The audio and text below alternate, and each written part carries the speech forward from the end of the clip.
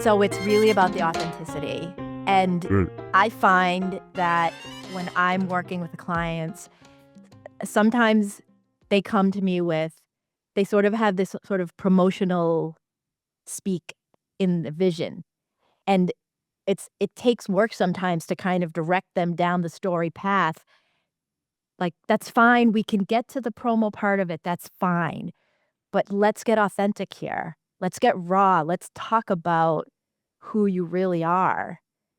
Mm. And I think there's some because people have that mindset of sell, sell, sell, and they don't always make the connection between sell and story, and how big story is to really Oh, yeah. closing that deal and making a difference.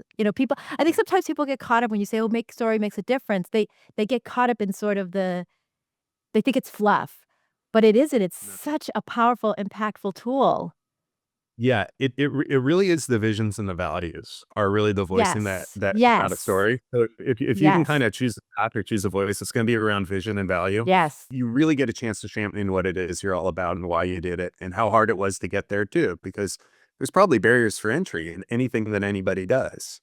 Um, in my story, I think I've been doing this 20 years. Depends how I count it. It's probably more than that now. 2025. So I've been doing this 21 years professionally. And, maybe I started a little earlier in school. So there's websites I've been on for 25 years now in this industry.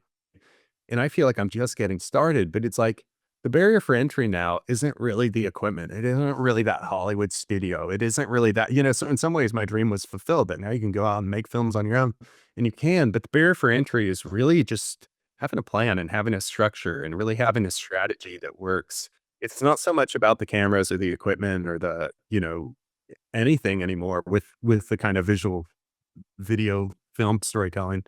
When you tell your own story, it's like those trials and tribulations and those struggles that you've overcome and the doors you knocked on and the years it took to get to where you are.